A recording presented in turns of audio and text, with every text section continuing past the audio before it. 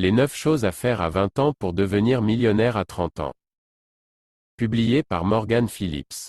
Steve Siebold, businessman devenu millionnaire très jeune et auteur du livre How Rich People Think, Comment pensent les riches, a interrogé plus de 1200 millionnaires afin de recueillir 9 conseils pour devenir, à son tour, millionnaire à 30 ans.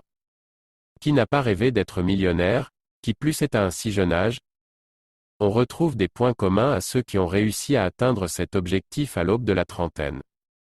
Même s'il n'existe aucune recette secrète et complètement fiable, quelques bonnes habitudes sont à prendre pour acquérir une certaine richesse. Dans une économie de marché, tout le monde peut gagner autant d'argent qu'il le souhaite, déclare le millionnaire Steve Siebold, et il n'est jamais trop tard pour commencer. Pour atteindre une fortune à 7 chiffres, Steve Siebold a recueilli 9 conseils auprès de personnes qui sont devenues millionnaires à un jeune âge. Suivre ces conseils ne garantit pas à 100% de devenir millionnaire, mais cela ne nuira pas aux chances de le devenir. Se concentrer sur le profit. Dans l'environnement économique d'aujourd'hui, nous ne pouvons pas réserver notre place dans le cercle des millionnaires, déclare Grant Cardone, qui fut ruiné à 21 ans puis millionnaire à 30 ans. La première étape est de se focaliser sur l'augmentation de nos revenus étape par étape et de renouveler l'opération. Mon revenu était de $3 000 par mois et 9 ans plus tard, il était de $20 000 par mois. Si on se laisse guider par l'argent, on sera forcé de contrôler nos revenus et de chercher les opportunités. Développer de multiples sources de revenus. Un moyen de gagner plus d'argent est d'augmenter nos sources de revenus. Beaucoup de millionnaires ont développé de multiples flux de revenus, certains en ont 3, 4 et d'autres 5 ou plus. Ces sources supplémentaires incluent les locations immobilières, les investissements sur le marché boursier et la propriété de parts dans une activité annexe. 3 sources de revenus semblent être le nombre magique, mais ce nombre n'est pas limitatif. Économiser pour investir, et non pas économiser pour économiser. Si nous économisons de l'argent, cela doit seulement être pour investir par la suite. Déposons cet argent sur des comptes sécurisés et intouchables. Ne dépensons jamais cet argent pour autre chose, même en cas d'urgence. Cela nous permet de suivre la première étape, augmenter les revenus. Plusieurs fois par an, je me retrouve quasiment ruiné car j'investis toujours mon surplus d'argent, je n'ai alors jamais d'économie en réserve, s'exclama G. Cardone. Il est possible d'investir dans différents domaines, l'immobilier, la banque, la bourse ou les plateformes d'investissement en ligne. La clé pour systématiquement mettre de l'argent de côté est d'automatiser le processus. De cette façon, nous ne verrons plus l'argent que nous investissons et nous apprendrons à vivre sans. Ne pas frimer. Je n'ai pas acheté de montres de luxe ou de grosses voitures avant que mon business et mes investissements ne me procurent de multiples sources de revenus, déclare G. Cardone. Je roulais encore en Toyota Camry lorsque je suis devenu millionnaire. Soyez connu pour votre travail et non pas pour vos richesses. Changer sa façon de penser à propos de l'argent. Devenir riche commence par changer sa façon de penser à propos de l'argent, ajoute le millionnaire Steve Siebold. Le secret a toujours été le même. Réfléchir, insiste-t-il.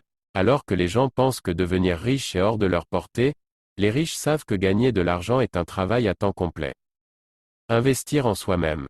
L'investissement le plus sûr que j'ai fait dans ma vie est d'investir en moi-même, écrit Tucker Hughes, qui est devenu millionnaire à l'âge de 22 ans. Vous devez lire au moins 30 minutes par jour, écouter des podcasts de qualité et rechercher des mentors.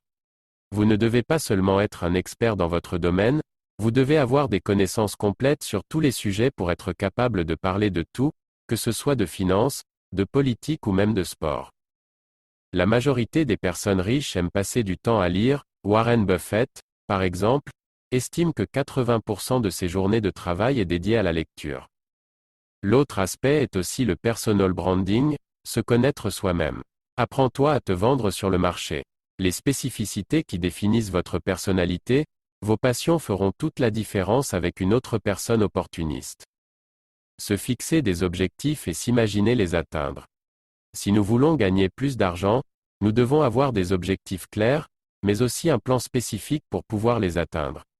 L'argent ne tombe pas du ciel, nous devons travailler dur pour en gagner. Les personnes riches se sont engagées à faire fortune. Pour cela, elles doivent rester focalisées sur leurs objectifs, faire preuve de courage, avoir de nombreuses connaissances, ce qui leur demande beaucoup d'efforts. Tout cela est possible seulement si nous avons des objectifs précis et une vision claire. Beaucoup de personnes n'atteignent pas ce qu'elles veulent, car elles ne savent pas, réellement, ce qu'elles veulent. Les personnes riches savent très clairement qu'elles veulent gagner énormément d'argent, déclare le millionnaire T. Harv Eker. Passer du temps avec les personnes que l'on admire.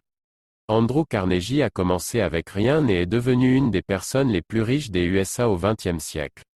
Il attribue toute sa réussite à un seul principe, le mastermind. L'idée est de s'entourer de personnes talentueuses qui partagent notre vision, car l'association de plusieurs esprits créatifs et brillants est beaucoup plus puissante qu'un seul esprit. De plus, nous avons tendance à ressembler à ceux avec qui l'on passe du temps, c'est la raison pour laquelle les personnes riches restent avec les personnes riches. Être au contact de personnes qui ont mieux réussi que nous, élargit notre façon de penser et augmente nos revenus. La réalité, c'est que les millionnaires ont une vision différente de la classe moyenne à propos de l'argent. Il y a de nombreux avantages à tirer en étant à leur contact, explique Andrew Carnegie. Visez 10 millions, et non pas 1 million. La plus grosse erreur que j'ai faite est de ne pas penser assez gros, écrit G. Cardone. J'encourage tout le monde à viser plus haut qu'1 million. La planète ne manque pas d'argent mais au contraire, elle manque de personnes ambitieuses.